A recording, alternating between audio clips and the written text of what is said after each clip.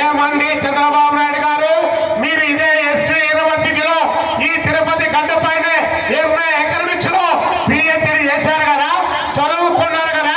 2023లో ఆమోదం పొందినటువంటి మహిళా బిల్లును మీరు మళ్ళీ తీసుకొని వచ్చి దాన్ని ఇడరేటంగా పెట్టుకొని మీరు డీలిమిటేషన్ బిల్లు పెట్టి దాన్ని ఆమోదింపజేయడానికి ప్రయత్నం చేస్తే ఈ దేశంలో ప్రతిపక్షాలు నాట్ ఓన్లీ ఈ దక్షిణాది రాష్ట్రాలే కాదు, అక్కడ ఉన్నటువంటి ఈశాన్య రాష్ట్రాలన్నీ కూడా వ్యతిరేకించి మా హక్కులకు భంగం కలుగుతా ఉంది.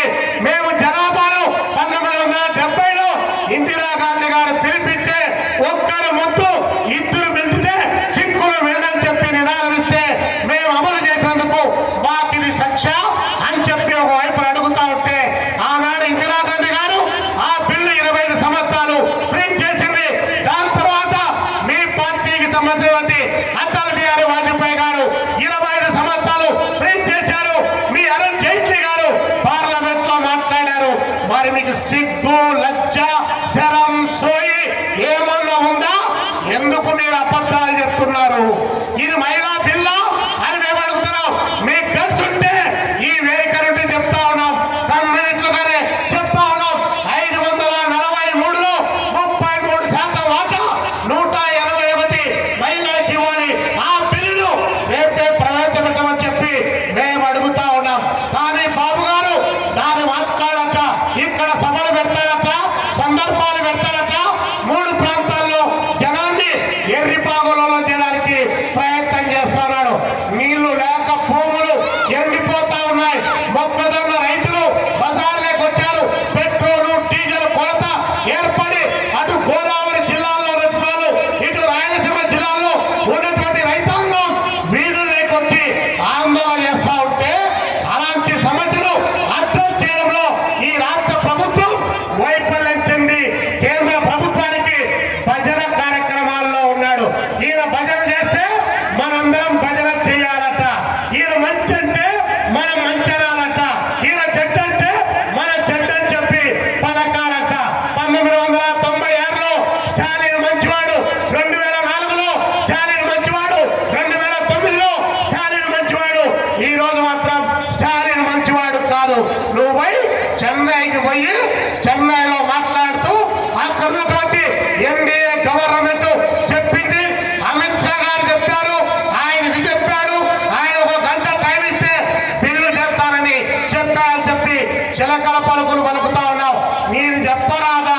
2013లో ఈ రాష్ట్ర విభజన జరిగినటువంటి సందర్భంలో 13th షెడ్యూల్లో ప్రత్యేక హోదా, ప్రత్యేక ప్యాకేజీ, వెనకబడ్డ ప్రాంతాలకు బుందేల్ఖండ్ ప్యాకేజీ, రాయలసీమ ప్రాంతానికి ప్రత్యేక ప్యాకేజీ, కడపలో స్టీల్ ప్లాంట్, ఐఐటీలు, ట్రిపుల్ ఐటీలు, ఐఐఎంలు ఎక్కడికి పోయాయి?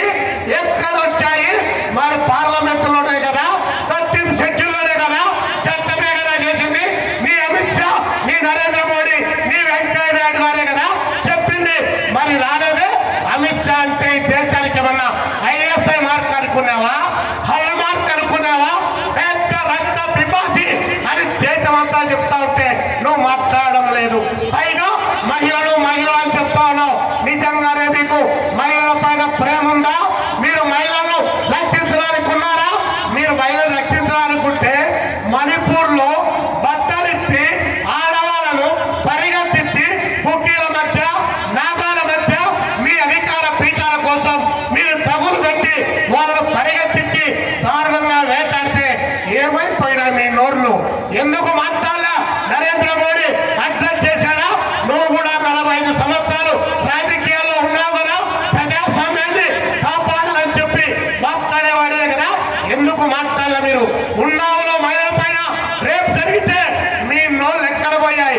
8 సంవత్సరాల ఆసిఫాను గుడిలో పెట్టి 8 రోజుల పాటు రేపు చేస్తే మీ నోళ్ళు ఎక్కడ పోయి?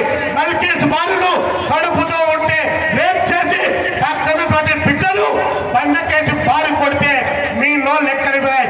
మీరా మహిళల గురించి మాట్లాడేది? మీరా మహిళల హక్కుల గురించి మాట్లాడేది? కమ్యూనిస్టులు 1952, 66 కామ్రేడ్ నెహ్రూ చక్రవర్తి, 1996లో కామ్రేడ్ గీతా ముఖర్జీ గారు పార్లమెంటులో దీన్ని చట్టం చేయాలని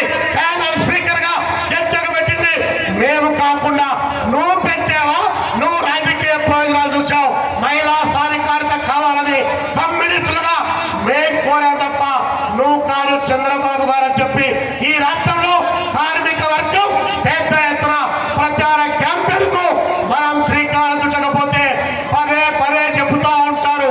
దొంగలు, దోపిడీదారులు, అదేవిధంగా కార్పొరేట్లకు ఊడిగం చేసేవాళ్ళు.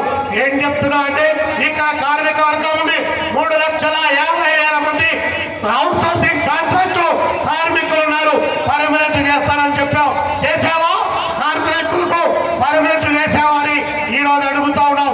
నెలకు 3,000 రూపాయలు నిరుద్యోగ వృత్తి ఈ రాష్ట్రంలో ఉన్న వాళ్ళకు ఇస్తానని చెప్పి నిరుద్యోగులు ఆదుకుంటా అని చెప్పి ప్రకటించావు.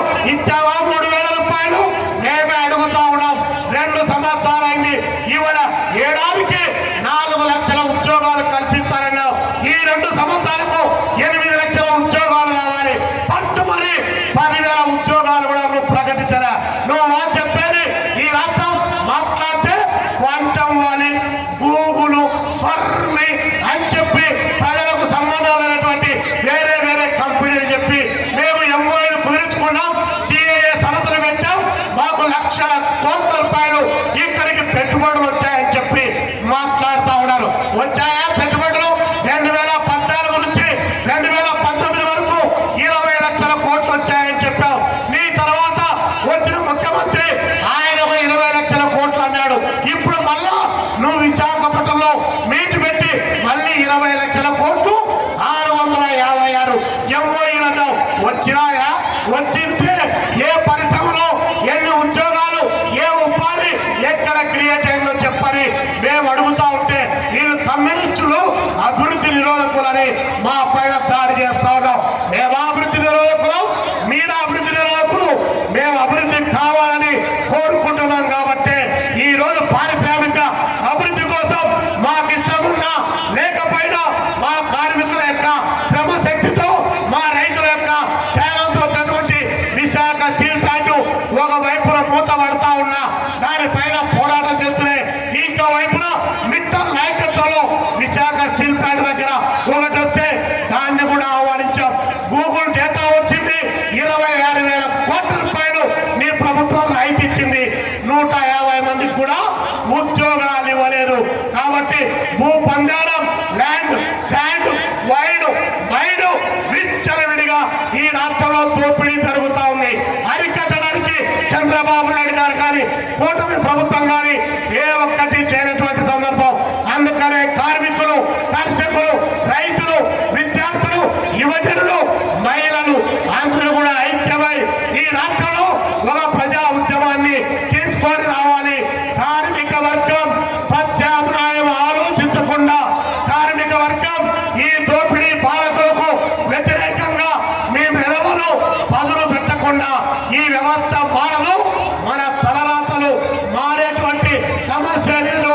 ప్రత్యామ్నాయ వైపున అడుగులు వేస్తూ ఈ పాలక వర్గాలను నిలదీస్తాం. దానికి కార్మిక వర్గం సదా సన్నద్ధంగా ఉండాలని చెప్పి పిలుపునిస్తూ ఈ అవకాశం ఇచ్చిన అధ్యక్షుల గారికి ధన్యవాదాలు ముగిస్తా ఉన్నాను.